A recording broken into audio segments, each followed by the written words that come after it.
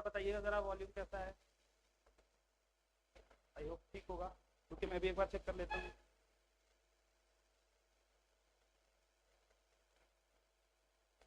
Hello hello, सब ठीक है क्या? एक बार जरा कंफर्म करिएगा।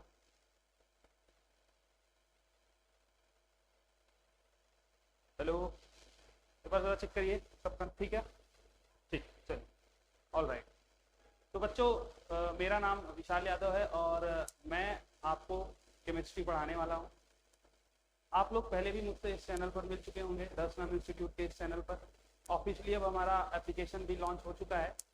कुछ दिनों से मेरी क्लासेस नहीं लग रही थी कुछ कारणवश, लेकिन अब रेगुलर क्लासेस केमिस्ट्री की आपकी चलती रहेंगी। मैंने जो सोचा है वो ये है कि हमें शायद पहले फिजिकल केमिस्ट्री करना चाहिए, क्योंकि लास्ट तक के अप्रोच में जब हम फिजिकल करते हैं, ऑर्गेनिक करते हैं, इनऑर्गेनिक करते हैं, जनरली जो सीक्वेंस रहता है वो इनऑर्गेनिक देन फिजिकल होता है, लेकिन शायद इस लैग में फिजिकल छूट जाता है।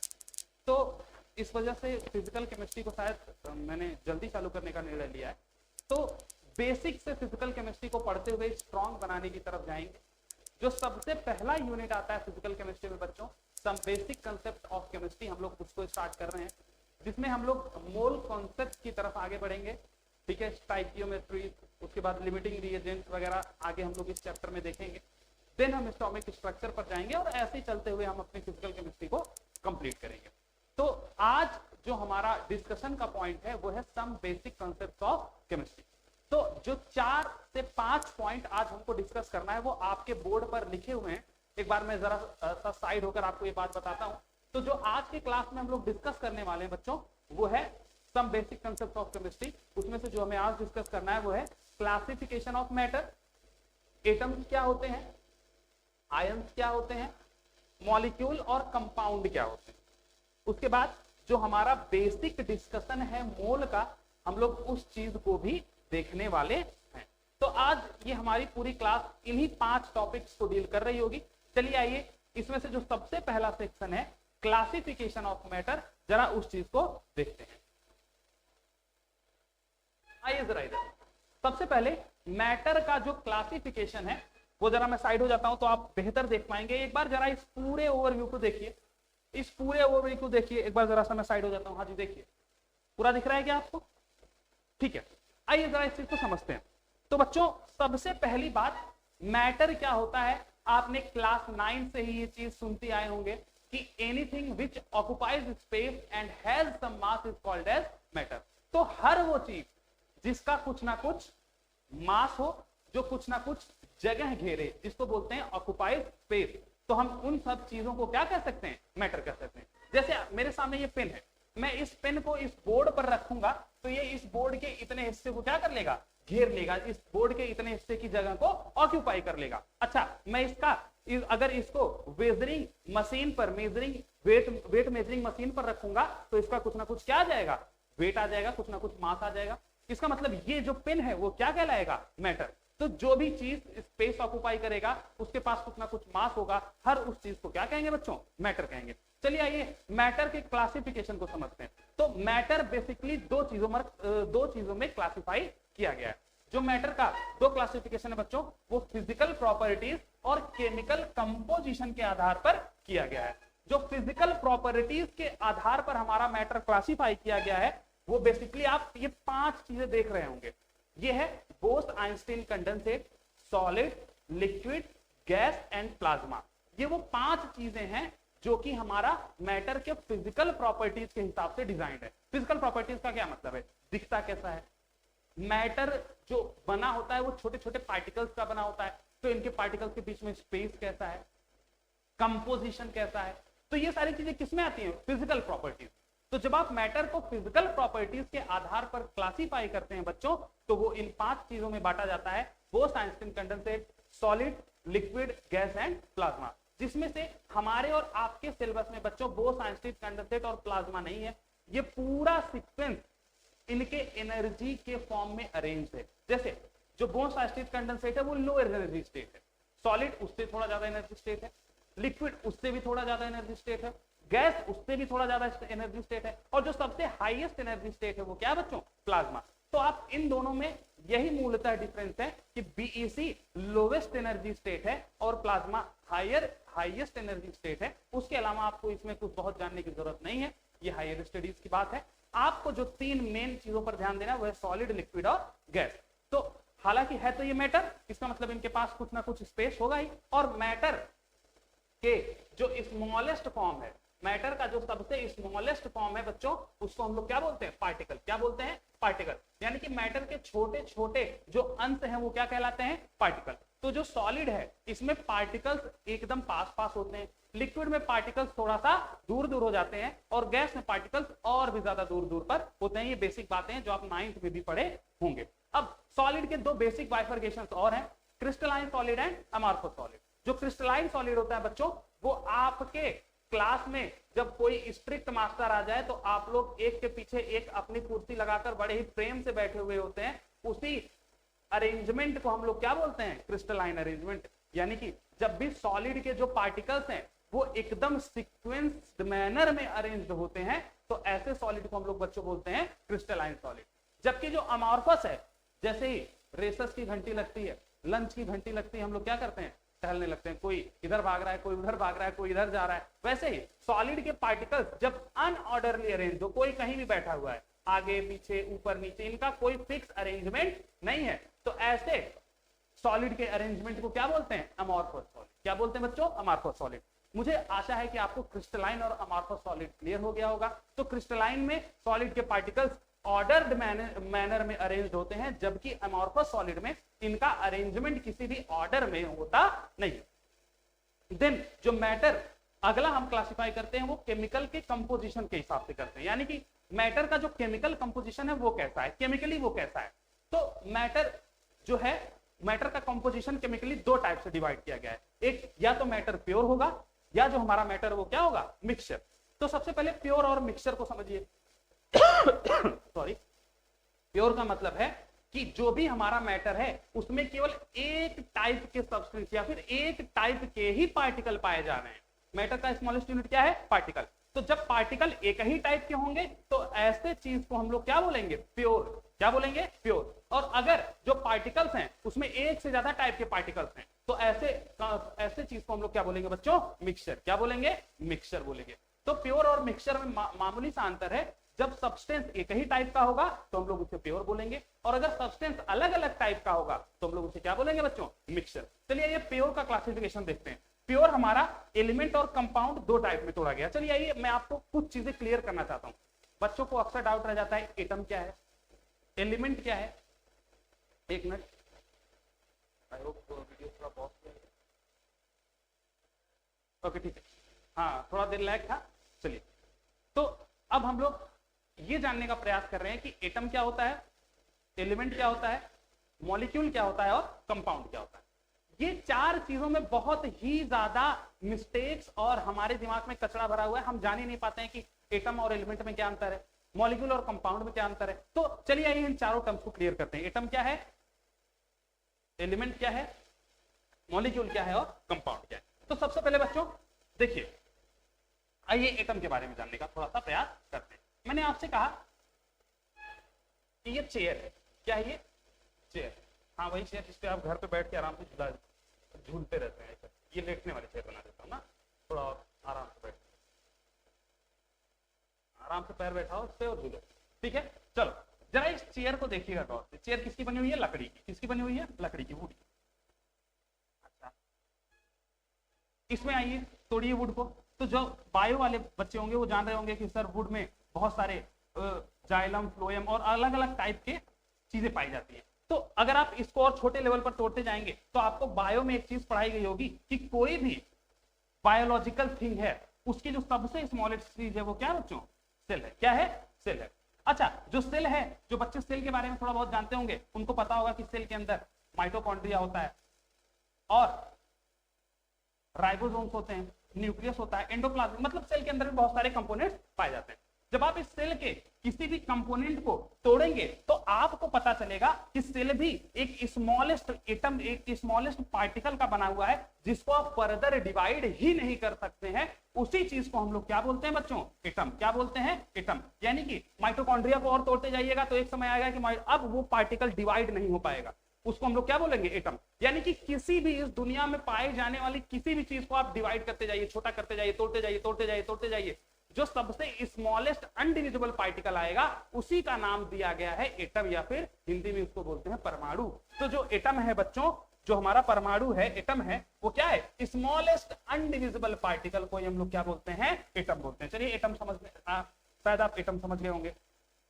तो स्मॉलेस्ट अनडिविजिबल पार्टिकल है, इसको हमने क्या बोला है? एटम बोला।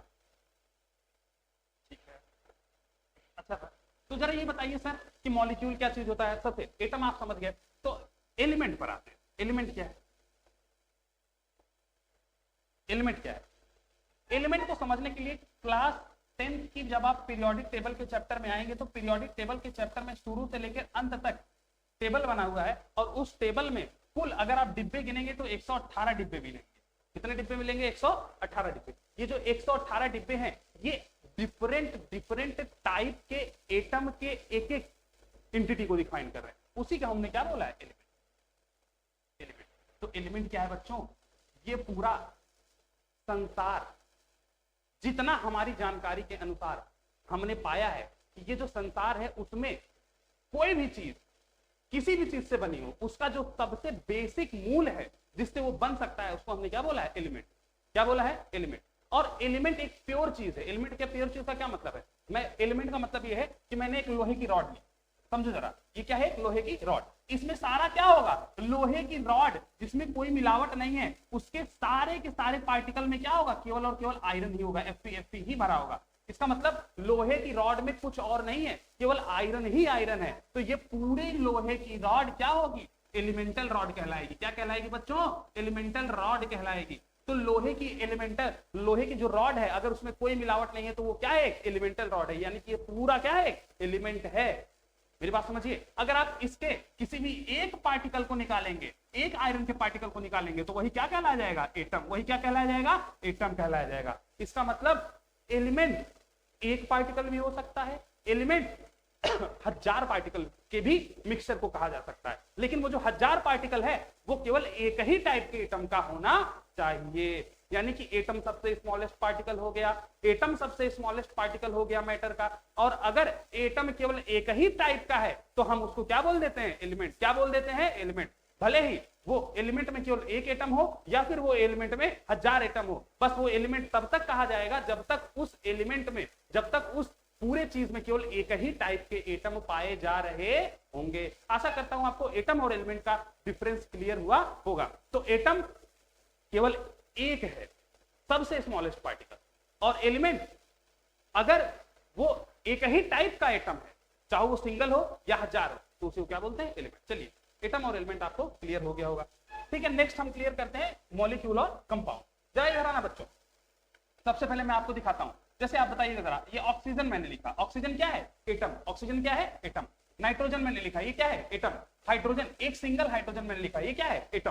तो ये सारे क्या है बच्चों? आपके लिए एटम है। इसको आप एलिमेंट भी बोल सकते हैं क्योंकि ये किसी भी चीज से मिले हुए नहीं है, सब अलग अलग है। ठीक है, चलिए इनको मिलाया जाए थोड़ा। जैसे इधर आइए जरा, जो लोग केमिस्ट्री लैब में गए होंगे उनके सर ने कभी ना कभी सोडियम जरूर दिखाया होगा। सोडियम मेटल देखा है क्या?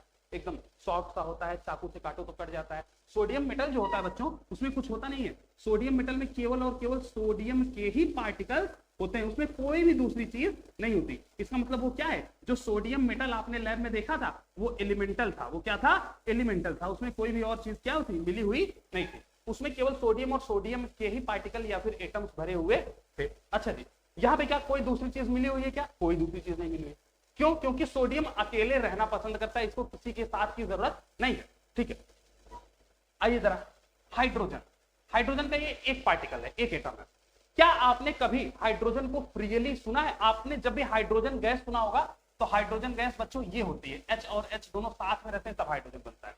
मेरी बात को समझिएगा, नेचर बहुत समझदार है, वो किसी को अकेला रहने की परमिशन दे दी है और किसी को साथ में रहने की परमिशन दी है। मतलब कुछ लोग तो हैं जो अकेले रह सकते हैं जैसे सोडियम, कुछ लोग हैं जो अकेले रह नहीं सकते, उनको दूसरे की साथ की जरूरत है, तो उनको क्या करना पड़ेगा, जिसके भी साथ की जरूरत है उसके साथ चलना पड़ेगा, भले ही वो उनके प्रजाति के लोग हों, भले ही वो दूसरे प्रजाति के लोग हों। इसका मतलब कई बार ऐसा होगा कि एटम्स कंबाइन होंगे, और जब भी एटम्स कंबाइन होंगे तो ऐसे स्पीशीज को हम एक नाम अलग करके देंगे, नाम होगा मॉलिक्यूल।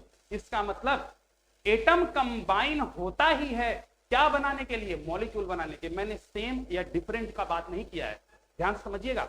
एटम सेम भी हो सकता है और डिफरेंट भी हो सकता है। इसका मतलब जब भी एटम जुड़ेगा तो क्या बनेगा, मॉलिक्यूल। क्या बनेगा, मॉलिक्यूल, ठीक है क्या। इसका मतलब जब भी मैं आपसे कहूंगा हाइड्रोजन, क्या कहूंगा, हाइड्रोजन, हाइड्रोजन का मतलब है बच्चों H2, तो ये क्या है, मॉलिक्यूल है, क्योंकि यहाँ पे हाइड्रोजन और हाइड्रोजन ने क्या किया है, कंबाइन किया है। अब ये जो कॉम्बिनेशन होता है बच्चों, इसको बॉन्ड नाम देते हैं। बॉन्ड एक अलग चैप्टर का पार्ट हो जाता है, केमिकल बॉन्डिंग इनऑर्गेनिक का सेक्शन हो जाता है, वो हम वहां पर डिस्कस करेंगे। ये बॉन्ड कैसा है, आयनिक है, कोवेलेंट है, या फिर डेटिव है, कैसा भी है, उसकी चर्चा अभी यहाँ नहीं करते। फिलहाल आपको ये समझ में आया होगा कि एटम के कॉम्बिनेशन से क्या बनता है, मॉलिक्यूल। क्या बनता है, मॉलिक्यूल।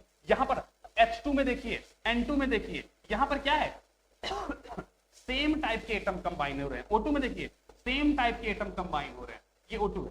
जरा इन तीनों में देखिए एटम कंबाइन हो रहा है, और कैसा एटम है, सेम, दोनों हाइड्रोजन के एटम है, दोनों नाइट्रोजन के एटम है, दोनों ऑक्सीजन के एटम है। अच्छा, ऐसे ही अलग अलग एटम्स भी कंबाइन हो सकते हैं। जैसे एक हाइड्रोजन है, सॉरी, दो हाइड्रोजन और एक ऑक्सीजन मिलकर क्या बना लेते हैं, वाटर। क्या बना लेते हैं, वाटर। जरा गौर से देखिए, इस वाटर में भी एटम्स कंबाइन हुए हैं, लेकिन दो डिफरेंट टाइप के एटम्स हैं, हाइड्रोजन का एटम है और ऑक्सीजन का एटम है। इसका मतलब क्या इसको मॉलिक्यूल नहीं बोलेंगे, क्या इसको भी मॉलिक्यूल बोलेंगे, क्योंकि एटम्स तो यहां भी कंबाइन हुए हैं, एटम्स यहां भी कंबाइन हुए हैं और एटम्स वहां भी कंबाइन हुए हैं, तो मॉलिक्यूल ये भी और मॉलिक्यूल वो भी है। अच्छा, CO2 की बात करिए सर, जो CO2 होता है उसमें भी दो टाइप के एटम है, कार्बन के एटम और ऑक्सीजन के एटम, तो क्या वो मॉलिक्यूल कहलाएगा, जी हाँ बिल्कुल वो मॉलिक्यूल कहलाएगा। तो इसका मतलब मॉलिक्यूल कहने के लिए एक ही क्राइटेरिया है, atom combines to form molecule, atoms combine to form molecule. अच्छा गौर से देखिए, हो सकता है वो सारे एटम एक ही टाइप के हों, इसका मतलब ये जो मॉलिक्यूल है, क्या यहाँ पे सारे एटम एक टाइप के हैं क्या, इसलिए इसको बोलते हैं होमो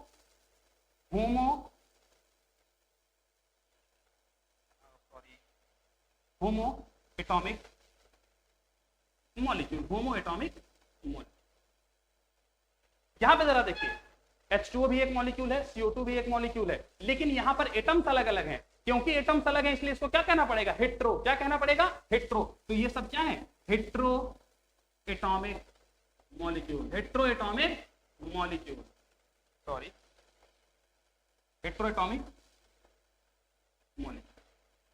वेरी गुड।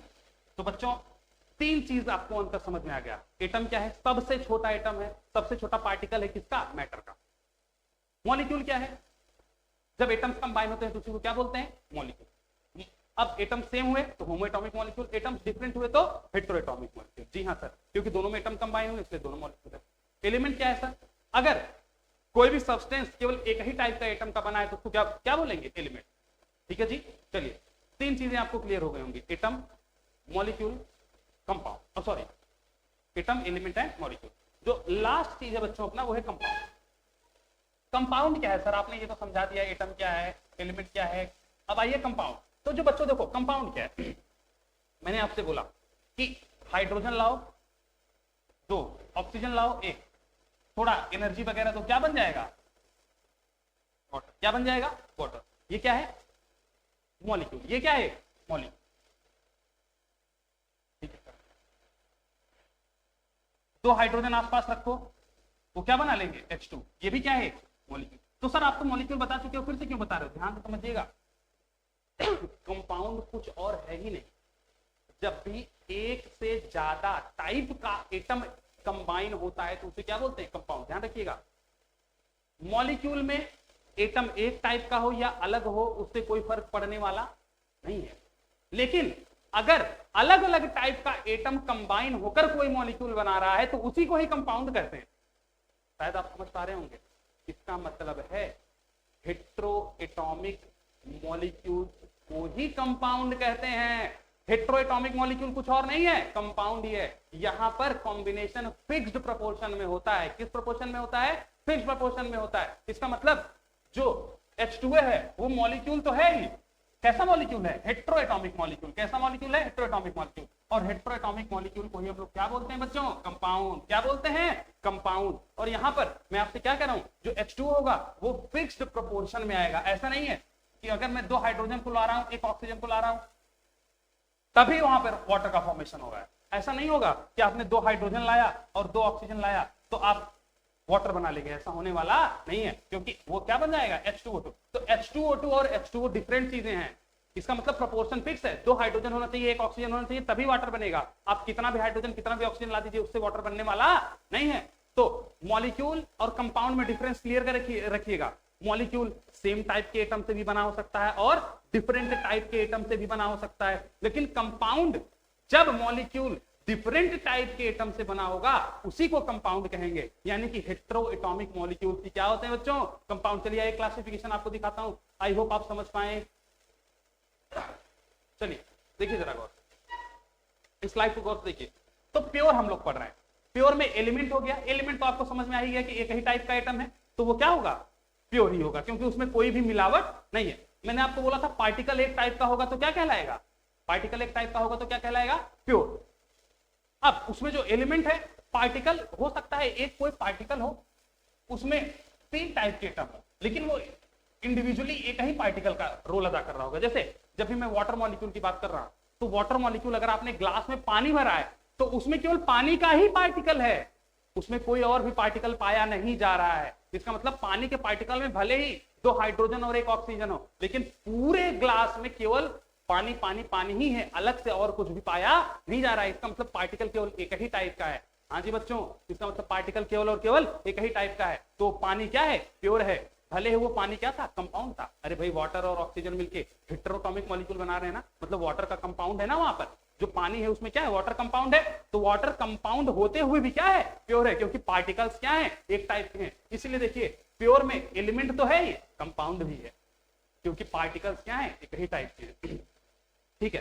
तो जो एलिमेंट होता है बच्चों, वो एटॉमिक फॉर्म में भी हो सकता है। मैंने आपको बताया 1 सोडियम, 1 ऑक्सीजन, 1 नाइट्रोजन, 1 कार्बन, क्या है? एटॉमिक फॉर्म के एलिमेंट। देखिए कार्बन, नाइट्रोजन, ऑक्सीजन। वैसे ही एलिमेंट मॉलिक्यूलर फॉर्म में भी हो सकता है। 1 मिनट, थोड़ा ग्लिच आया है, 1 सेकेंड, वीडियो पॉज कर। हाँ ठीक है, देखिए जरा। तो जो एलिमेंट है बच्चों, वो एटॉमिक फॉर्म में भी हो सकता है, मॉलिक्यूलर फॉर्म में। मैंने आपको बताया कार्बन, नाइट्रोजन, ऑक्सीजन, एक एक एटम एलिमेंट का एटॉमिक फॉर्म। वैसे मॉलिक्यूलर फॉर्म केवल H2, केवल O2, केवल N2। यहां पर एटम कंबाइन तो हुए हैं, लेकिन अपने ही जैसे एटम्स के साथ कंबाइन हुए, इसलिए ये क्या है? मॉलिक्यूलर फॉर्म है। मॉलिक्यूलर में भी कैसा? होमोएटॉमिक। यहां पर मॉलिक्यूलर में कैसा? हेट्रोएटॉमिक, जब एक से ज्यादा एलिमेंट, सॉरी, एक से ज्यादा एटम कंबाइन हो, जैसे CH4 हो गया, NH3। मतलब जो मॉलिक्यूलर फॉर्म होगा किसी भी एलिमेंट का, वो 2 टाइप का हो सकता है, एटॉमिक हो सकता है और क्या हो सकता है? मॉलिक्यूलर हो सकता है। ठीक है, क्या बात समझ में आ गई? क्या मॉलिक्यूलर में भी होमोएटॉमिक और हेट्रोएटॉमिक। होमोएटॉमिक में आप देखिए H2, O2, N2, ये सब क्या है? एक ही टाइप के एटम के कॉम्बिनेशन से बने, जबकि मीथेन, अमोनिया, वाटर, CO2, ये सब क्या है? अलग अलग टाइप के एटम से बने, तो हेट्रोएटॉमिक मॉलिक्यूल। और इसी हेट्रोएटॉमिक मॉलिक्यूल को हम लोग ने एक अलग नाम दिया है, क्या? कंपाउंड। क्या नाम दिया बच्चों? कंपाउंड। तो ये मॉलिक्यूलर फॉर्म है और हेट्रोएटॉमिक मॉलिक्यूल को हम कंपाउंड। ठीक है, ठीक। मिक्सचर देखिए जरा, मिक्सचर क्या है बच्चों? जब हम 2 या 2 से, अब हम मिक्सचर की बात करते हैं, तो प्योर में क्या था? एक ही टाइप का सब्सटेंस होगा। मिक्सचर में क्या होगा? 2 या उससे ज्यादा टाइप का सब्सटेंस होगा। मतलब पार्टिकल्स जो होंगे वो एक टाइप के नहीं होंगे, एक से ज्यादा टाइप के पार्टिकल्स पाए जाएंगे। ठीक है क्या? हाँ जी, इसका मतलब पार्टिकल्स क्या होंगे? एक से ज्यादा टाइप के पार्टिकल्स होंगे। कैसे एक से ज्यादा टाइप के पार्टिकल्स होंगे? आइए देखते हैं।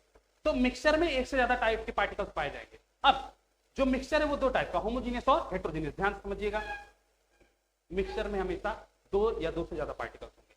अगर आप उन 2 या 2 से ज्यादा पार्टिकल्स को आंख से देखकर अलग कर सकते हैं तो उनको नाम दिया गया है हेट्रोजीनियस मिक्सचर। क्या नाम दिया गया है? हेट्रोजीनियस। जैसे मैंने ग्लास लिया, उसमें पहले नमक डाल दूं, ऊपर से क्या डाल दूं? चीनी डाल दूं, शक्कर डाल दूं, शुगर।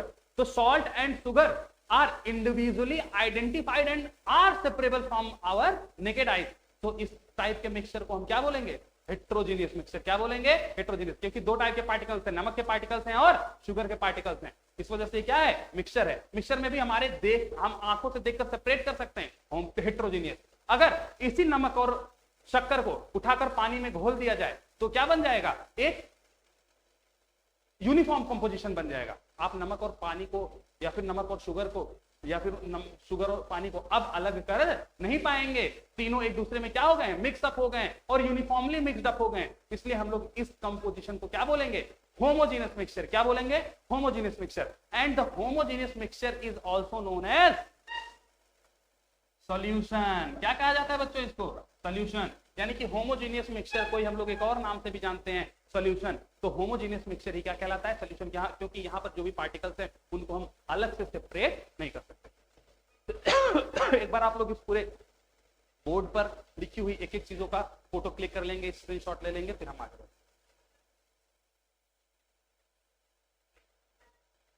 हाँ जी, हो गया क्या? मैं 2 सेकंड का और समय दे रहा हूं, जिसको जो लिखना हो, फोटो खींचनी हो, जल्दी खींचिए। चलिए, वेरी गुड, आगे बढ़ते हैं। ये हो गया है, ये भैया हो गया। तो आई गेस आपको एलिमेंट, कंपाउंड, ये सारी बातें समझ में आ गई। चलिए आइए, हमने आज आपको 5 पॉइंट बताया था, जिसमें सबसे पहला था क्लासिफिकेशन ऑफ मैटर। तो क्लासिफिकेशन ऑफ मैटर में फटाक से क्लियर करता हूं। मैटर को फिजिकल प्रॉपर्टीज और केमिकल कंपोजिशन के हिसाब से बांटा जा सकता है। फिजिकल प्रॉपर्टीज के हिसाब से मैटर को सॉलिड, लिक्विड, गैस के फॉर्म में बांटा जा सकता है। सॉलिड के पार्टिकल्स बहुत क्लोज रहते हैं, पास पास रहते हैं, एनर्जी सबसे कम रहती है। लिक्विड के पार्टिकल्स थोड़ा सा दूर रहते हैं, एनर्जी सॉलिड से थोड़ा सा ज्यादा होती है। लिक्विड के पार्टिकल्स गैस के पार्टिकल और भी ज्यादा दूर रहते हैं, एनर्जी सबसे ज्यादा रहती है। और ऐसे ही मैटर को केमिकल प्रॉपर्टीज के हिसाब से प्योर और मिक्सचर में डिवाइड किया जा सकता है। प्योर का मतलब है जहां पर एक ही टाइप के पार्टिकल्स हो, मिक्सचर का मतलब है जहां पर पार्टिकल्स अलग अलग टाइप के हो। प्योर में हम एलिमेंट और कंपाउंड की बात करते हैं। एलिमेंट एटॉमिक भी हो सकता है, मॉलिक्यूलर भी हो सकता है। जैसे एक कार्बन, एक ऑक्सीजन, एक नाइट्रोजन एलिमेंट का एटॉमिक फॉर्म है, वैसे ही मॉलिक्यूल में एलिमेंट कंबाइन होते हैं। अब अगर सेम टाइप का एलिमेंट कंबाइन हुआ तो होमोएटॉमिक मॉलिक्यूल, डिफरेंट टाइप का एटम कंबाइन हुआ तो हेटेरोएटॉमिक मॉलिक्यूल। होमोएटॉमिक मॉलिक्यूल जैसे H2, N2, O2, वैसे ही हेटेरोएटॉमिक मॉलिक्यूल जैसे मीथेन, अमोनिया, CH4, NH3, ठीक है, वाटर, H2O, CO2, इसको हेटेरोएटॉमिक मॉलिक्यूल बोलते हैं। और कंपाउंड क्या होता है बच्चों? कंपाउंड कुछ और नहीं, हेटेरोएटॉमिक मॉलिक्यूल्स को हम लोग क्या बोलते हैं बच्चों? कंपाउंड बोलते हैं, जहां पर एटम्स अलग अलग मिलकर कंबाइन होते हैं। अच्छा, मॉलिक्यूल में जो भी एटम्स कंबाइन होते हैं वो फिक्स रेशियो, फिक्स प्रोपोर्शन में कंबाइन होते हैं, जिसको आगे हम लॉ ऑफ केमिकल कॉम्बिनेशन में हम लोग डिस्कस भी करेंगे आगे, ठीक है। चलिए, तो ये हो गया हमारा मैटर क्लासिफिकेशन, जिसमें हमने प्योर समझ लिया। अब मिक्सचर जो है, मिक्सचर दो टाइप का है, होमोजेनियस और हेटेरोजेनियस। अब मैटर के पार्टिकल्स अगर अलग अलग एक ही जगह मौजूद है तो उसको मिक्सचर बोलते हैं। अब मिक्सचर में होमोजेनियस मिक्सचर हो सकता है, हेटेरोजेनियस मिक्सचर हो सकता है। जो होमोजेनियस मिक्सचर होता है बच्चों, उसमें होमोजेनियस मिक्सचर के जो पार्टिकल्स हैं उसको आप आंखों से देखकर अलग नहीं कर सकते, लेकिन हेटेरोजेनियस के पार्टिकल्स को आप आंखों से देखकर अलग कर सकते हैं। जैसे एक ग्लास में नमक और चीनी रख दें तो हेटेरोजेनियस है, क्योंकि आप उसको आंखों से देखकर अलग कर सकते हैं। वैसे ही एक ग्लास में पानी, चीनी और नमक डाल के घोल दिया जाए तो आप उन तीनों पार्टिकल्स को, पानी को, नमक को और चीनी को अलग नहीं कर सकते। वो क्या हो जाएगा? होमोजेनियस मिक्सचर कहलाएगा। और होमोजेनियस मिक्सचर को हम एक और नाम से जानते हैं, जिसको क्या बोलते हैं? सॉल्यूशन। क्या बोलते हैं? सॉल्यूशन। तो what is solution? The homogeneous uniform mixture is known as solution. आशा करते हैं यहां तक की कहानी आपको समझ में आ गई होगी। तो फर्स्ट पॉइंट हमारा क्लियर है, क्लासिफिकेशन ऑफ मैटर। जो सेकंड पॉइंट आज के डिस्कशन का है वो है एटम। तो जरा ये देखते हैं, इस डायग्राम को देखिए। एटम एटम जो होता है बच्चों, 4 चीजों का बना होता है। जैसे आपका जो घर होता है, घर में दरवाजा होता है, दरवाजे के बाहर दरवाजे के अंदर मतलब कोई कमरा है, कमरा के बाहर दरवाजा लगा है, दरवाजे के बाहर बाउंड्री है। तो ऐसे ही एटम भी होता है। एटम में जो सबसे अंदर का कमरा है उसको बोलते हैं न्यूक्लियस। क्या बोलते हैं? न्यूक्लियस। ये जो अंदर वाला लाइन है यही क्या है बच्चों? हमारा न्यूक्लियस। क्या है? न्यूक्लियस। अब इस न्यूक्लियस में 2 चीजें, प्रोटॉन और न्यूट्रॉन। और जो बाउंड्री है, ये सबसे बाहर वाली बाउंड्री है, ठीक है, इसको हम लोग बेसिकली शेल्फ बोलते हैं। क्या बोलते हैं? शेल्फ। तो ये 2 जगह है, न्यूक्लियस और शेल्फ। न्यूक्लियस सबसे अंदर वाला हिस्सा है, वहां पर एटम के 2 सदस्य रहते हैं, प्रोटॉन और न्यूट्रॉन। वैसे ही जो सबसे बाहर वाला हिस्सा है उसको हम लोग शेल बोलते हैं, बाउंड्री वॉल को शेल बोलते हैं। वहां पर कौन रहता है? इलेक्ट्रॉन। तो एटम के 3 फंडामेंटल पार्टिकल्स हैं, इलेक्ट्रॉन, प्रोटॉन और न्यूट्रॉन। प्रोटॉन और न्यूट्रॉन सबसे अंदर न्यूक्लियस में रहते हैं और इलेक्ट्रॉन सबसे बाहर सेल में रहता है। तो अगर आप एनर्जी देंगे, ताकत देंगे, तो वो सबसे पहले मिलेगी भी किसको? इलेक्ट्रॉन को। इसलिए सबसे आसानी से किसको निकालना और किसको डालना आसान है? इलेक्ट्रॉन को। इसका मतलब अगर आपको एटम में छेड़छाड़ करनी है तो उस एटम में छेड़छाड़ को कौन गवाही देगा? इलेक्ट्रॉन। मतलब अगर आप एटम से निकालना चाह रहे हैं तो क्या निकलेगा? इलेक्ट्रॉन। एटम में डालना चाह रहे हैं तो क्या जाएगा? इलेक्ट्रॉन। क्या प्रोटॉन और न्यूट्रॉन को आप एटम में आसानी से डाल या निकाल सकते हैं क्या? जी नहीं। ये न्यूक्लियस है, कोर है, घर के अंदर है, तो इसको निकालने के लिए आपको ज्यादा ताकत देनी पड़ेगी। ये ऐसी बात है कि घर में लड़ाई होगी तो सबसे पहले वही पहुंचेगा जो बाउंड्री पे होगा, ना कि घर के अंदर वाला। अगर आप बहुत ज्यादा युद्ध में ताकत लगा रहे हैं, मतलब बहुत ज्यादा हल्ला गुल्ला लड़ाई मार झगड़ा होगा, तब वो अंदर वाला निकलेगा। यानी कि एनर्जी आप इतना दे दीजिए कि वो अंदर पहुंच जाए पेनिट्रेट करके, तो कौन काम में आ जाएगा? न्यूक्लियस, प्रोटॉन और न्यूट्रॉन। रेडियो एक्टिविटी जो एक फिनोमिना है, या फिर न्यूक्लियर एनर्जी, वो सब कहां की कहानी है? न्यूक्लियस की कहानी, मतलब हाई एनर्जी की कहानी है।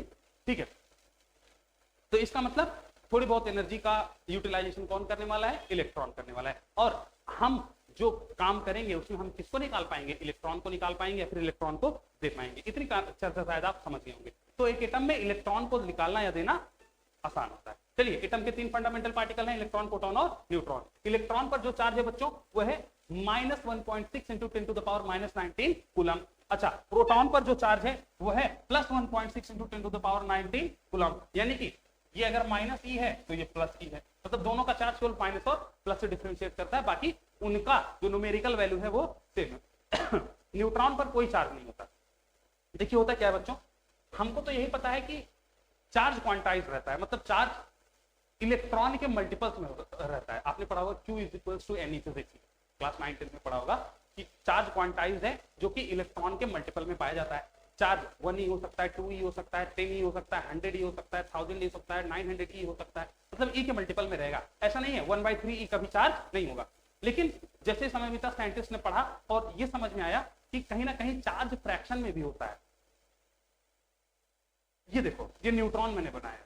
न्यूट्रॉन जो होता है वो फ्रैक्शन चार्ज से बना होता है। ऐसे न्यूट्रॉन की कहानी नहीं है, प्रोटॉन भी ऐसे ही बना है। इसका मतलब आप ये कह सकते हैं आज के दिन पर कि क्वांटाइजेशन ऑफ चार्ज एक यूनिवर्सल फिनोमेना नहीं है। हालांकि आज भी यूनिवर्सल माना जाता है, क्योंकि जनरली हम यहां तक की चर्चा नहीं करते हैं, न्यूट्रॉन के अंदर जाने वाली बात नहीं करते हैं। फिर भी मैं आपको बता देता हूं कि न्यूट्रॉन के अगर आप अंदर जाएंगे तो 3 टाइप का चार्ज आपको मिलेगा। एक चार्ज होगा +2/3E का, एक चार्ज होगा -1/3E का, तीसरा चार्ज भी होगा क्या? -1/3 का। और जब आप तीनों को जोड़ेंगे तो ध्यान से देखिए, 2/3 प्लस का और -1/3 -1/3 क्या हो जाएगा? -2/3, यानी कि +2/3 एंड -2/3 मिला के क्या हो जाएगा? 0। इसका मतलब न्यूट्रॉन पर टोटल चार्ज 0 है, ये सच बात है। लेकिन न्यूट्रॉन के अंदर चार्ज 0 है, ये सच बात नहीं है। मतलब न्यूट्रॉन ओवरऑल क्या है? न्यूट्रल है। Neutron is overall neutral. आपके लिए यही बहुत बड़ी बात है, आपको इतना जानने की जरूरत नहीं है। जो ये +2/3 -1/3 इसको क्वार्क्स कहते हैं, तो न्यूट्रॉन के अंदर क्वार्क्स पाए जाते हैं। जो एक +2/3 इसको बोलते हैं अप क्वार्क, और जो -1/3 -1/3 जो उसको बोलते हैं डाउन क्वार्क। तो जो न्यूट्रॉन होता है बच्चा, वो एक अप क्वार्क और 2 डाउन क्वार्क का मिलकर बनता है, और टोटल जो चार्ज आता है वो क्या आता है? 0 आता है। आई होप यहाँ तक की कहानी आप समझ गए होंगे। तो एटम से मुझे बस यही समझाना था कि अगर आपको एटम से एनर्जी देंगे तो उसको मिलेगी इलेक्ट्रॉन को, इलेक्ट्रॉन बाहर निकलेगा या फिर इलेक्ट्रॉन अंदर आएगा। होप आपको यहाँ तक की कहानी क्लियर हो गई होगी। नेक्स्ट पेज पर आते हैं। चलिए, एटम का रिप्रेजेंटेशन देखिए। यहाँ पर मैंने एटम को रिप्रेजेंट किया है। ये एटम है एक्स, एक्स के ऊपर कुछ लिखा होता है उसके सर पर, और यहाँ पर एक्स के पैर पर कुछ लिखा होता है। ऊपर ए मैंने दिखाया और नीचे क्या दिखाया है? जेड। जो एक्स के ऊपर लिखा है, अगर कोई एटम है उसके ऊपर कुछ लिखा होगा तो वो ऊपर वाला ए क्या बताता है? Mass number. ये क्या है बच्चों? ये जो ए लिखा है यहाँ पे पीछे वाली स्लाइड में मैंने शायद लिख भी रखा होगा, ध्यान से देखिए। ये जो ए है, ए क्या बताता है? Mass number. और जेड क्या बताता है बच्चों? Atomic number. मतलब उस एटम का एटॉमिक नंबर कौन है उसके पैर वाला बताएगा, उसका मास नंबर कौन है उसका सर वाला बताएगा। एग्जांपल के लिए, अगर ये कार्बन है, मैं यहाँ पे 6 लिख दूं, यहाँ पे 12 लिख दूं, तो इसका एटॉमिक नंबर क्या है? कार्बन का 6, इसका मास नंबर क्या है? 12। आई होप आप ये बात समझ गए होंगे। तो एक एटम है एक्स, जेड और ए, उसमें कौन, ये वाला क्या है? मास नंबर ऊपर वाला, और नीचे वाला क्या है? Atomic number. चलिए, यहां तक की कहानी शायद आप समझ गए हैं। ठीक है,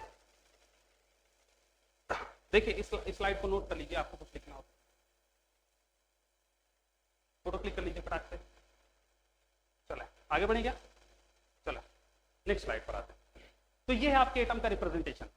अब आइए ध्यान से, अब हमको जो सीखना है वो एटम में, मॉलिक्यूल में, आयंस में, इलेक्ट्रॉन, प्रोटॉन, न्यूट्रॉन और नेट चार्ज की कहानी पढ़नी। तो सबसे पहले एटम पे देखते हैं। ये एक आपका एटम है, इसमें अगर आपको इलेक्ट्रॉन निकालना है, नंबर ऑफ इलेक्ट्रॉन, तो वो कैसे पता चलेगा? वो नीचे वाले जो जेड का काउंट है। जैसे अगर मैं आपसे कार्बन में कहूं तो नीचे नीचे क्या लिखा है? 6। तो इलेक्ट्रॉन का काउंट अगर आपको बताना है तो यही जो लिखा हुआ है नीचे जेड, यही क्या बताएगा? इलेक्ट्रॉन का काउंट। तो नंबर ऑफ इलेक्ट्रॉन किससे पता चलता है? जेड से, यानी कि एटॉमिक नंबर। किसी भी एलिमेंट का जो एटॉमिक नंबर होगा वही उसके इलेक्ट्रॉन के काउंट के बराबर होगा। सिमिलर प्रोटॉन की भी कहानी है, एटॉमिक नंबर ही प्रोटॉन की भी कहानी बताता है। मतलब प्रोटॉन का काउंट इलेक्ट्रॉन जितना जो प्रोटॉन जो एटॉमिक नंबर होगा वही प्रोटॉन के बराबर होगा और वही इलेक्ट्रॉन के बराबर होगा। न्यूट्रॉन का काउंट, न्यूट्रॉन कैसे निकालेंगे? तो न्यूट्रॉन निकालने के लिए आपको मास नंबर को एटॉमिक नंबर से घटाना पड़ेगा, यानी कि a माइनस जेड। यहाँ पे मैंने लिख भी रखा है, देखिए, mass number minus atomic number. तो अगर आप मास को एटॉमिक नंबर से घटा देते हैं तो क्या आ जाएगा आपका? न्यूट्रॉन का काउंट। एग्जांपल के लिए बच्चों यहाँ पर एक क्वेश्चन मैंने लिख रखा है, जरा इसको सॉल्व करिए। एक ऑक्सीजन एटम है, एक ऑक्सीजन एटम में कितने इलेक्ट्रॉन, कितने प्रोटॉन, कितने न्यूट्रॉन और नेट चार्ज क्या है? तो जरा बताइएगा, ऑक्सीजन क्या होता है? 816। ये क्या है आपका?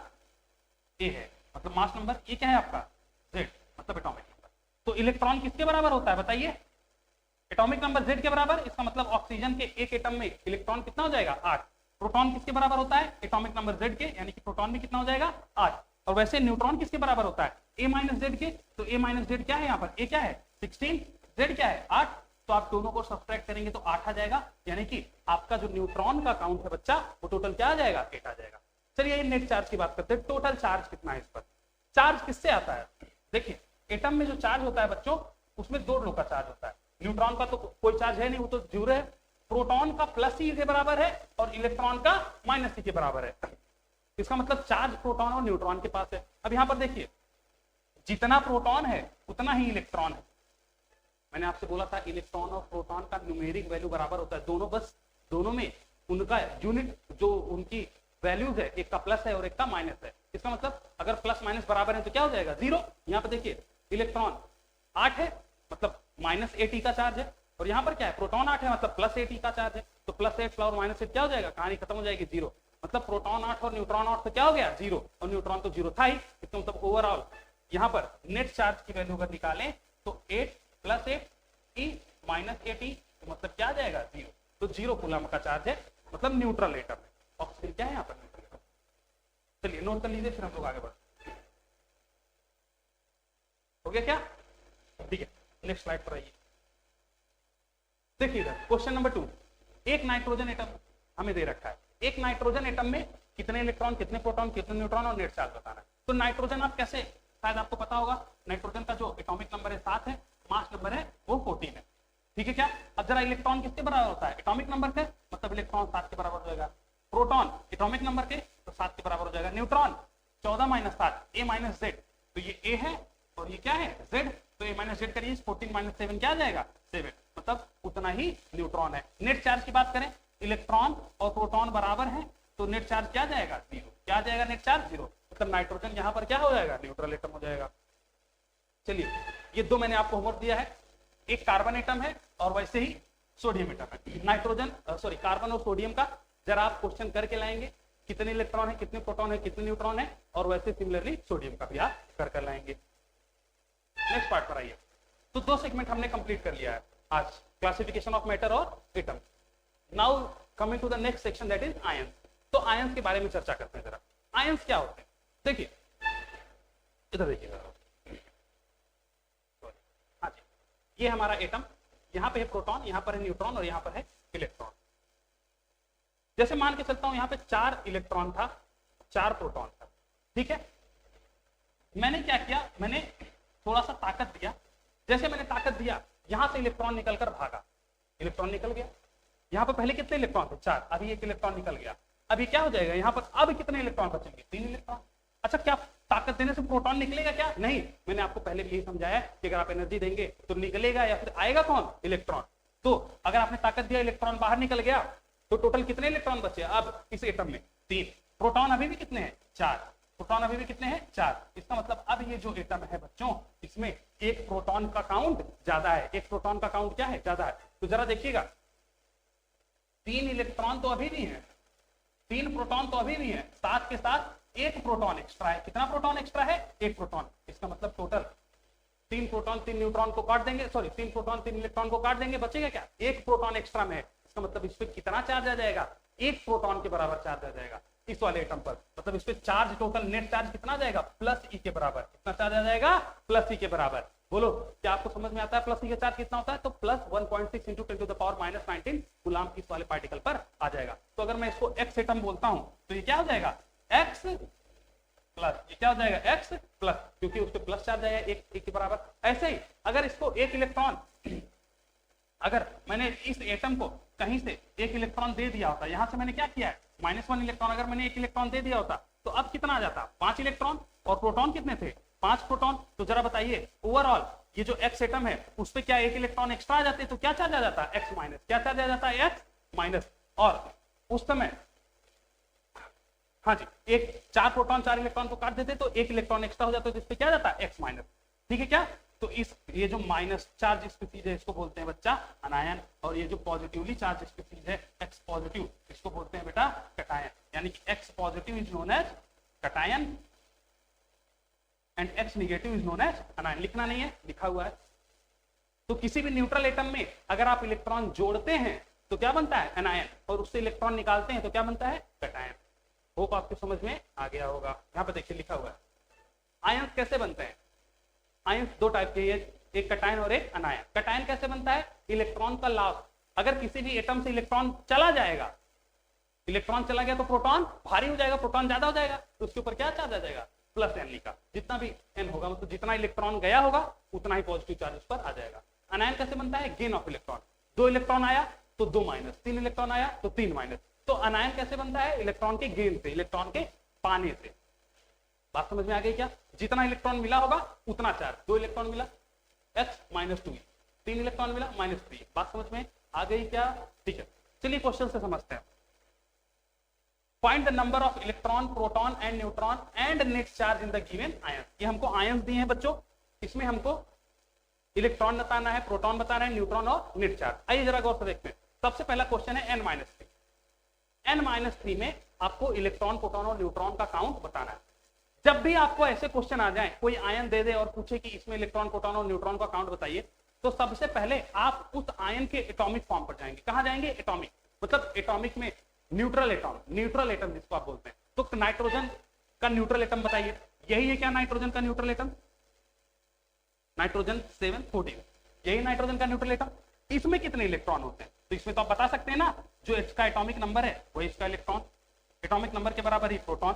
और न्यूट्रॉन कितना होगा? 14 में 7 घटाइए तो 7 आ जाएगा इसका न्यूट्रॉन। तो आई होप आपको इलेक्ट्रॉन, प्रोटॉन, न्यूट्रॉन, न्यूट्रल का समझ में आ गया है।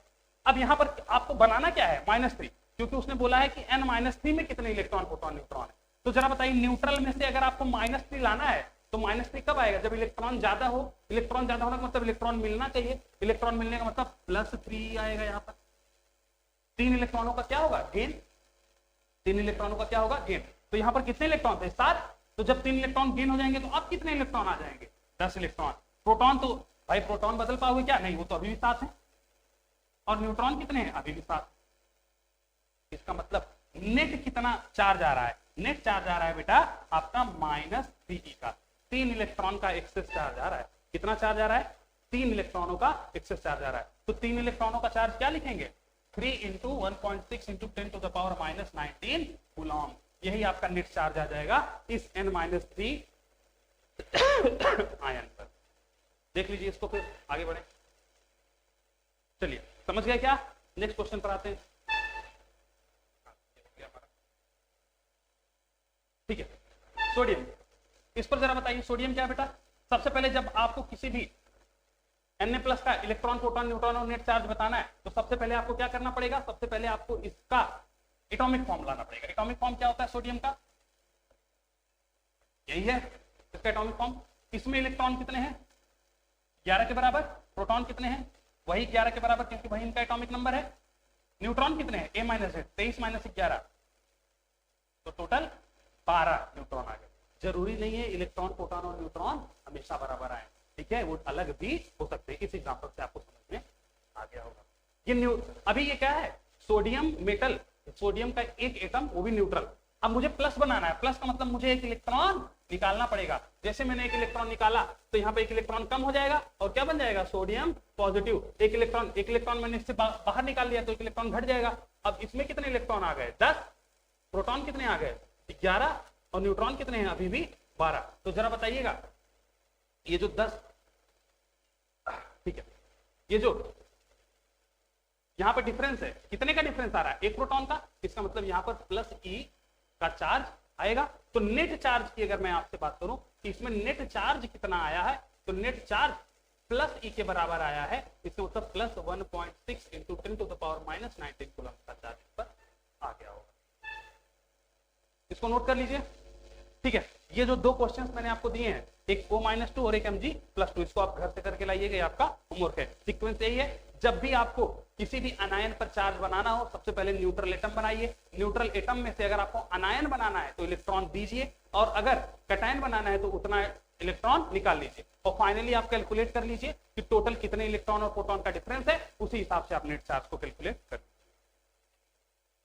चलिए नेक्स्ट जो आज हमको पढ़ना है वो है मॉलिक्यूल और कंपाउंड।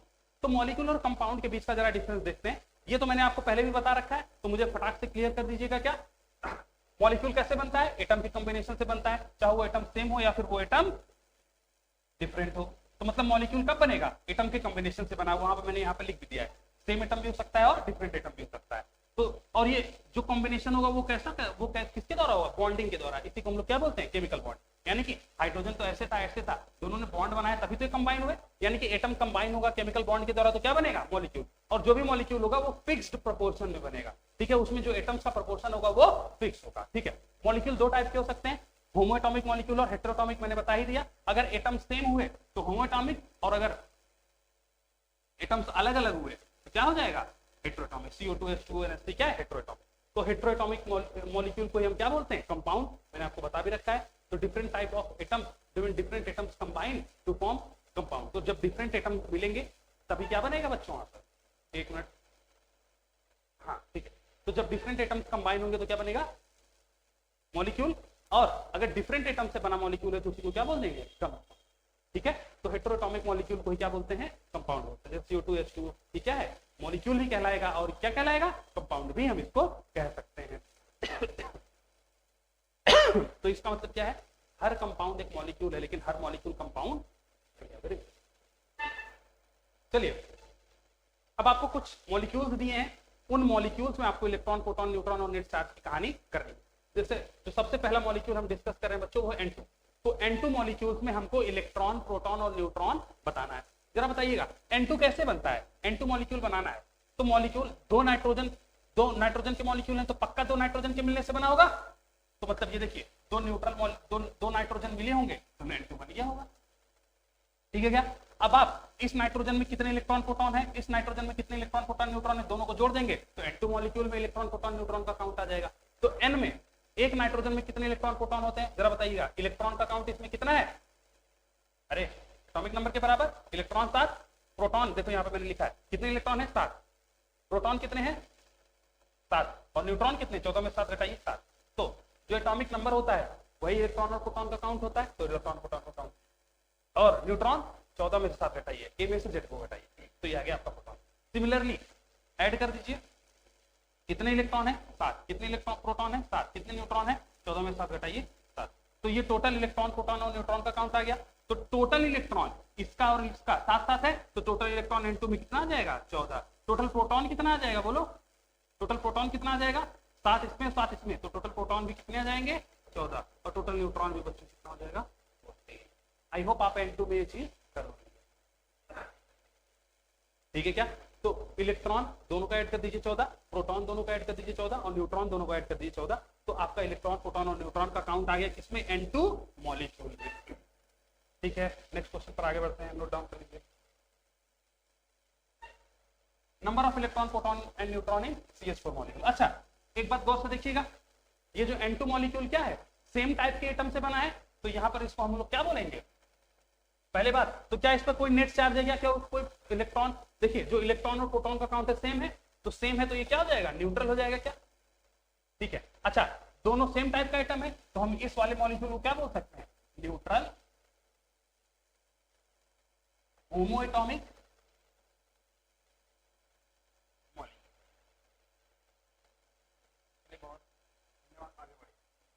Neutral homoatomic molecule. यहां पर देखिए नंबर ऑफ इलेक्ट्रॉन, प्रोटॉन और neutron in methane CH4 molecule बताइए। तो CH4 कैसे बनेगा? बोलो, CH4 में हमको इलेक्ट्रॉन, प्रोटॉन और न्यूट्रॉन बताने हैं। और नेट चार्ज की बात करेंगे। चलिए ठीक है, CH4 कैसे बना होगा? CH4 बना होगा एक कार्बन और 4 हाइड्रोजन से। ठीक है, कार्बन क्या होता है 612, हाइड्रोजन 1 एंड 1, 1 एंड 1। ठीक है, तो जरा देखिए, आपको मीथेन मॉलिक्यूल में टोटल इलेक्ट्रॉन, प्रोटॉन और न्यूट्रॉन निकालना है, तो हर इंडिविजुअल एटम को लिख लीजिए, उस हर इंडिविजुअल एटम के इलेक्ट्रॉन, प्रोटॉन और न्यूट्रॉन का काउंट निकाल लीजिए। इसका इलेक्ट्रॉन कितना है बोलिए? कार्बन का इलेक्ट्रॉन कितना है जो उसका एटॉमिक नंबर है, मतलब इसका इलेक्ट्रॉन कितना आ जाएगा 6। प्रोटॉन कितना हो जाएगा 6, और न्यूट्रॉन कितना हो जाएगा 12 में से 6 घटाइए 6। यहां पर इलेक्ट्रॉन 1, क्योंकि ये 1 है, और न्यूट्रॉन भी 1 आ जाएगा, और प्रोटॉन भी 1 आ जाएगा, और न्यूट्रॉन कितना हो जाएगा 1 - 1 0। तो इसमें भी वही है 1 1 0 1 1 0 1 1 0। ये सब पहली लाइन है इलेक्ट्रॉन का। ठीक है, क्या ये इलेक्ट्रॉन हो गया, ये प्रोटॉन हो गया, और ये क्या हो गया न्यूट्रॉन। ठीक है, तो जरा बताइए इलेक्ट्रॉन टोटल कितने हो गए? 6 7 8 9 और 10। तो इलेक्ट्रॉन टोटल कितने काउंट आ गए बच्चों? 10। न्यूट्रॉन, प्रोटॉन बताइए कितना हो जाएगा? 6 और 4 10। न्यूट्रॉन कितना आ जाएगा? 6, और सब 0 0 है, तो न्यूट्रॉन कितना आ जाएगा? 6 आ जाएगा। ये देखिए, तो न्यूट्रॉन का टोटल काउंट आ गया 6। इलेक्ट्रॉन, प्रोटॉन और न्यूट्रॉन आपके सामने है, जरा इसको नोट डाउन कर लीजिए। नेट चार्ज बताइए, नेट चार्ज बताइए। ये देखिए, इलेक्ट्रॉन और प्रोटॉन क्या है? इक्वल है, इसका मतलब ये क्या हो जाएगा? न्यूट्रल। क्या हो जाएगा? न्यूट्रल। तो ये नेट चार्ज क्या है? 0 है। नेट चार्ज क्या है? 0। तो आप CH4 को क्या बोल सकते हैं बच्चों? CH4 को आप कह सकते हैं हेट्रोएटॉमिक, न्यूट्रल हेट्रोएटॉमिक मॉलिक्यूल। क्या बोल सकते हैं? न्यूट्रल हेट्रोएटॉमिक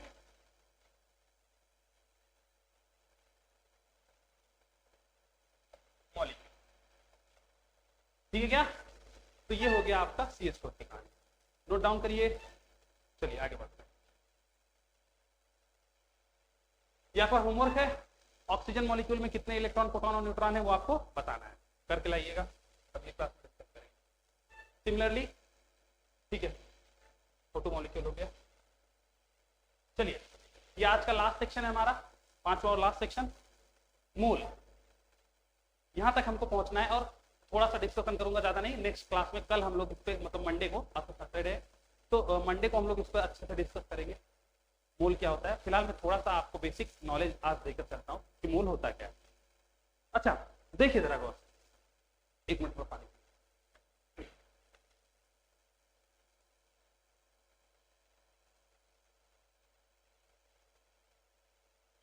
मजा आ रहा है क्या?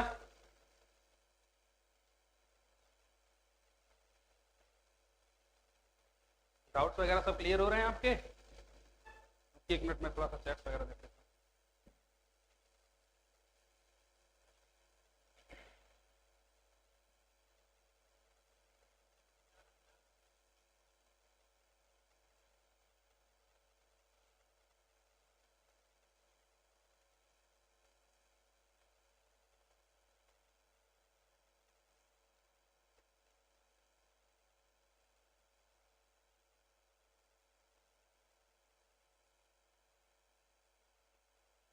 चलिए, तो काफी बच्चे हमसे जुड़े हुए हैं, चर्चा कर रहे हैं। धन्यवाद आप लोगों को हमारे साथ में बने रहने के लिए। ठीक है, तो मोल कंसेप्ट जो अब हमारा इस चैप्टर का बेस है और पूरे फिजिकल केमिस्ट्री का बेस है, आपको वहां से इस चैप्टर को उठाने जा रहा हूं। ध्यान से हर एक पॉइंट को क्लियर करूंगा, और उतने ही लगन से आपको इस टॉपिक को पढ़ना होगा, क्योंकि बेस बहुत जरूरी है। कई बच्चे कहते हैं कि सर हमें तो ये पॉइंट्स आते हैं, अच्छी बात है आपको आते हैं, लेकिन देखिएगा, अगर आप वाकई में बैठ के देख रहे हैं तो इस चीजों को देखिएगा, आपको कुछ ना कुछ शायद नया सीखने को मिल जाए। मैं ये तो नहीं कहूंगा कि हाँ आपको मिल ही जाएगा, क्योंकि आज इतने संसाधन है, कहीं ना कहीं से चीजें मैच करती हैं, बट स्टिल मैं आपको इतना कह सकता हूं कि जो भी चीजें हैं आपको क्रिस्टल क्लियरली समझ में आएंगी, आपका बेस अच्छा बना के जाऊंगा आज की बात। चलिए ये मोल को स्टार्ट करते हैं। तो जरा बताइए मोल क्या होता है? दर्जन सुना है? दर्जन। केले वाले के यहाँ जब हम केला लेने जाते हैं तो हम क्या कहते हैं? एक दर्जन केला। क्या कहते हैं? एक दर्जन। दर्जन का मतलब वो 12 केला ही देगा, 12 के बजाय 13 नहीं देगा, 13 के बजाय 11 नहीं देगा। हाँ, आप बड़ा रोने गाने लगे कि एक और दे दो, ₹2 और दे दे रहा हूँ, एक केला और दे दो, तो शायद आपको दे देगा आपकी दया मेहरबानी करके। लेकिन ये बात आप याद रखिए, जो नेट है वो तो 1 दर्जन में 12 केला ही है, 13 नहीं आ सकता और 11 भी नहीं आ सकता। इसका मतलब कुछ फिजिकल क्वांटिटीज में हमारी अमाउंट को सेट कर रखा गया है, मतलब वो फिक्स्ड है, दर्जन मतलब 12 ही है, 11 नहीं। तो जब भी ऐसी चीजें आती हैं तो उसमें फिक्स्ड वैल्यूज आती है। जैसे 1 दर्जन में 12 केला होता है। अब आपसे केले वाले के पास गए, आपने कहा कि साहब 1 दर्जन केला दे दो, बड़े प्रेम से निकाल के दे देगा। अच्छा, आपको चाहिए कितना केला? 1 केला। अब आप 1 केला मांगने में शर्मा रहे हैं, तो आप उससे क्या कहते हैं बहुत प्रेम से, ऐसा करो यार 1/12 दर्जन केला। अब केले वाले ने उठाया है केला, आपके मुंह पे मारा, आप वहां से निकल लिए, क्योंकि 1/12 दर्जन बोलोगे तो उठा के केला ही मारेगा, क्योंकि आपको चाहिए केला था। बगल में कोई सुंदर कन्या खड़ी थी, आपको शर्म आ रहा था 1 केला बोलने में, आपने बोला 1/12 केला दे, 1/12 दर्जन केला दे दीजिए। अब ना केला वाला समझ पाया, न बगल वाली सुंदर कन्या समझ पाई, लेकिन उस केले वाले ने केला उठा के आपके मुंह पे मारा और आप वहां से फरार हो लिए, क्योंकि आपको 1 केला मांगने में शर्म आ रहे थे। वैसे ही ध्यान से समझिएगा, जैसे 1 दर्जन में 12 केले होते हैं, 12 बनानास होते हैं, और आपको अगर 1 बनाना चाहिए तो आप क्या बोलते हैं? 1/12 दर्जन केला दे दो। देखो 1 दर्जन में कितने केले हैं? 12। सिमिलरली वैसे ही छोटे एंटिटीज को जोड़ने घटाने के लिए केमिस्ट लोग क्या यूज करते हैं? एक शब्द यूज करते हैं, मोल। क्या शब्द यूज करते हैं? मोल। जैसे अगर सोचो इलेक्ट्रॉन इतना फाइन पार्टिकल, एटम्स को हम देख नहीं पाते, एटम्स के अंदर मौजूद है इलेक्ट्रॉन, प्रोटॉन, न्यूट्रॉन, उसको कैसे देख पाएंगे? इसका मतलब अगर हमको मॉलिक्यूलर लेवल पर, एटॉमिक लेवल पर किसी चीजों का काउंटिंग करना है, उसका नंबर क्या है, वो चीजें हैं कितनी, तो सोच कर देखिए क्या हम उन चीजों को फिजिकली जोड़ पाएंगे? क्या नहीं जोड़ पाएंगे। इसलिए उस स्मॉल चीजों का, उन माइक्रोस्कोपिक चीजों का जो अमाउंट है उसको निकालने के लिए एक शब्द का इस्तेमाल किया केमिस्ट्री वालों ने, नाम दिया मोल। क्या नाम दिया? मोल। और फिक्स कर दिया उस मोल में कितनी एंटिटीज होंगी।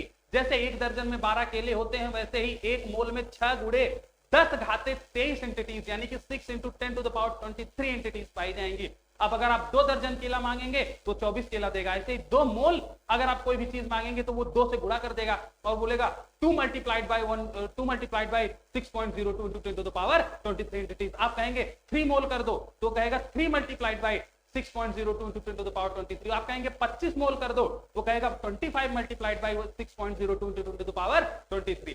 तो ये जो 6.02 × 10⁻23 एंटिटीज है, इसी को एक शब्द में कहा जाता है 1 मोल।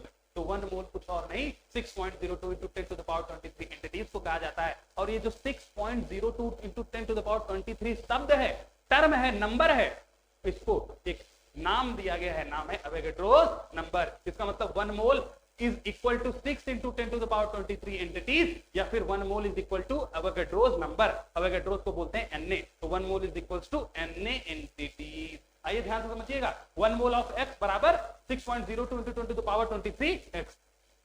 ठीक है क्या? जैसे आप 1/12 दर्जन केला मांग रहे थे तो 1 केला दे रहा था, वैसे 1/6.02 × 10⁻23 करेंगे तो 1 x आ जाएगा। बोलो बात समझ में आ रही है क्या? ठीक है। तो 1 मोल का, जैसे 1 दर्जन में कितने केले थे आपने देख लिया, 12 केले, वैसे 1 मोल में ये कितनी एंटिटीज है? बहुत सारी एंटिटीज भरी हुई है। इसका नंबर कितना होगा? 6.02 × 10⁻23। बोलो बात समझ में आ रही है क्या? ठीक है, चलो। तो ये जो 6.02 × 10⁻23 इसी को हम लोग Na बोलते हैं या फिर अवोगाड्रोस नंबर बोलते हैं। बोलो बात समझ में आ गई? जैसे आपको कहना होगा 1 मोल भी, तो 1 मोल भी का क्या मतलब है? Na। 1 मोल भी का क्या मतलब है? Na।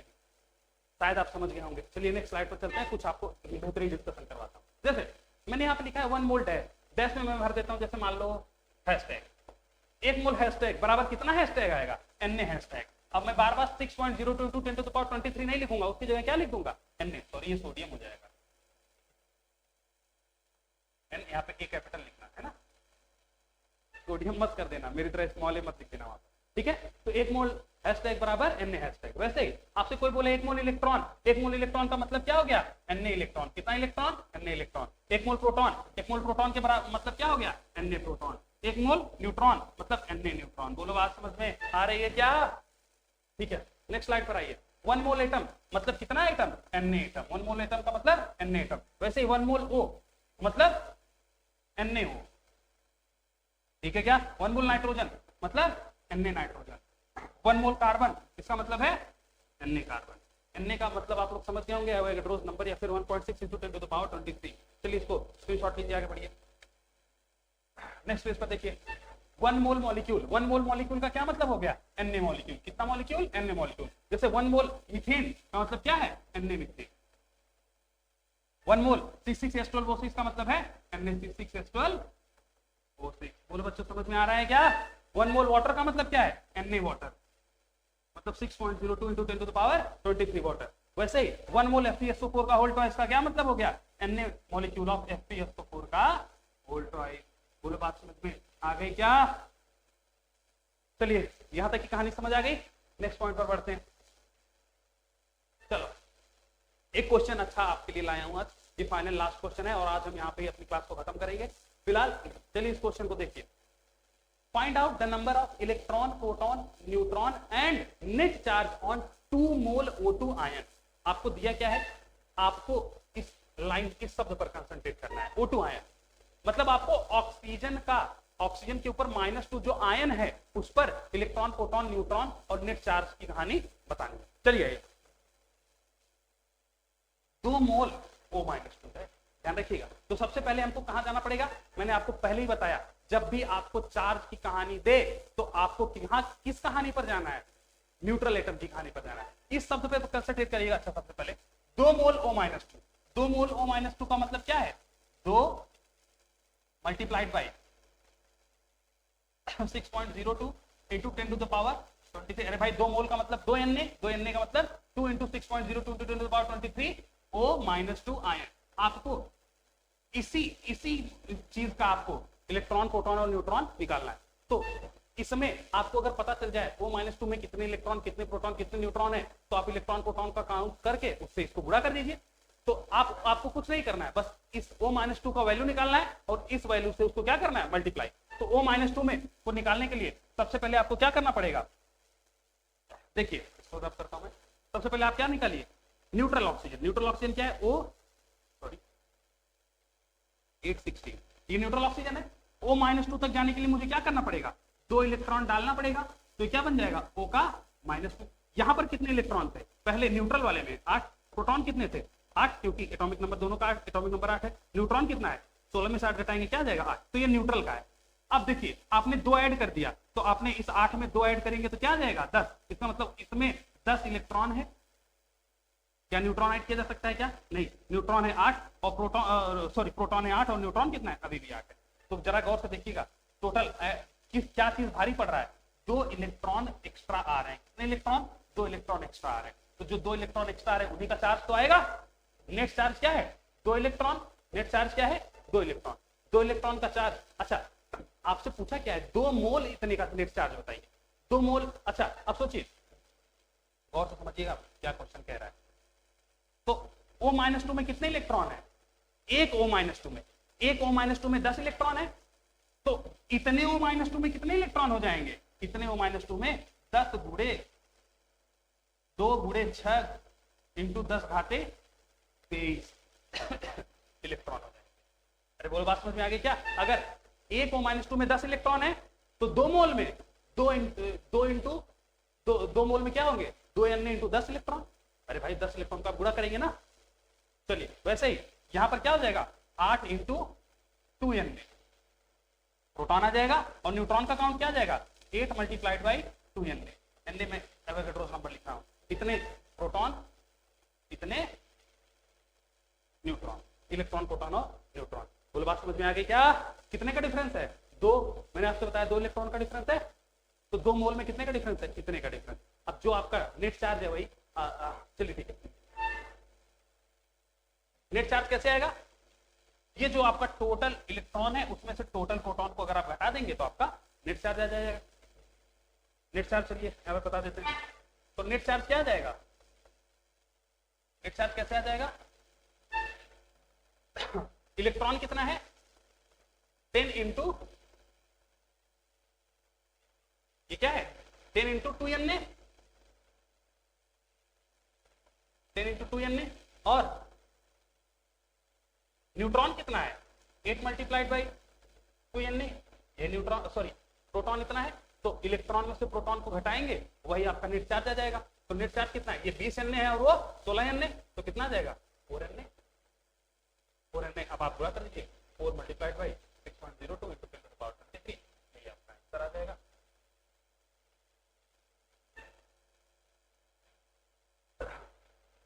फोर Na इलेक्ट्रॉन है ना बेटा, 4 Na इलेक्ट्रॉन, इलेक्ट्रॉन का भी चार्ज लिखेंगे 1.6 टू द पावर -9। ठीक है, तो ये आप पूरा कर लीजिए, जो आंसर आएगा वही आपका नेट चार्ज हो जाएगा।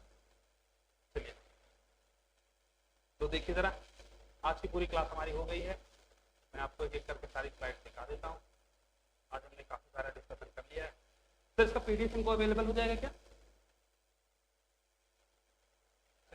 ठीक है, आपको देखता हूँ मैं, अगर आपको पीडीएफ अरेंज हो जाता है तो मैं इसको डिस्क्रिप्शन वगैरह में डलवा दूंगा। ठीक है क्या? चलिए, तो हमारा यहाँ पे डिस्कशन स्टार्ट हुआ था। हमने सबसे पहले क्लासिफाई किया, सबसे पहले हमने आपको ये पढ़ाया। चलिए, उसके बाद हमको टोटल 5 पॉइंट्स कवर करने थे आज। Classification, atom, ion, molecules, compound and मोल का बेसिक डिस्कशन। तो मैटर को हमने क्लासिफाई करवा दिया। देन हमने एटम के बारे में चर्चा कर ली।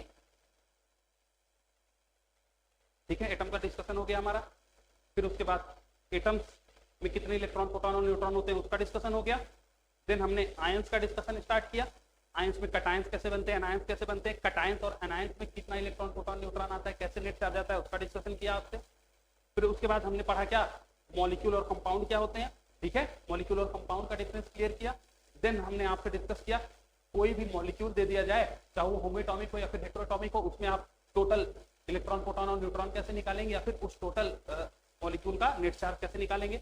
देन हमने आपसे डिस्कस किया हेटेरोटॉमिक मॉलिक्यूल का, उसमें इलेक्ट्रॉन, प्रोटॉन, न्यूट्रॉन का काउंट। फिर हमने आपको कुछ होमवर्क दिया। उसके बाद फिर हम मोल पर आ गए। मोल में हमने आपको बताया कि ये क्या है, इसको कलेक्शन कहते हैं। कितने के कलेक्शन को मोल कहते हैं? 6 × 10⁻23 एंटिटीज के कलेक्शन को क्या कहते हैं, एक मोल कहते हैं। और उसी हिसाब से हमने आपको मोल का डिस्कशन करवाया, और कल हम इसके आगे डिस्कस करेंगे आपसे। फिर हमने आपको ये सारी बातें बताई, एक मोल में क्या होता है, 2 मोल में क्या होता है, कितने एटम होते हैं, कितने मॉलिक्यूल होते हैं। ठीक है, फिर हमने आपसे एक क्वेश्चन करवाया, उसका एक सॉल्यूशन बताया। चलिए, यहाँ तक की कहानी आज हो गई है। Then will be discussing the second part of this video on Monday, है ना, डे आफ्टर टुमारो।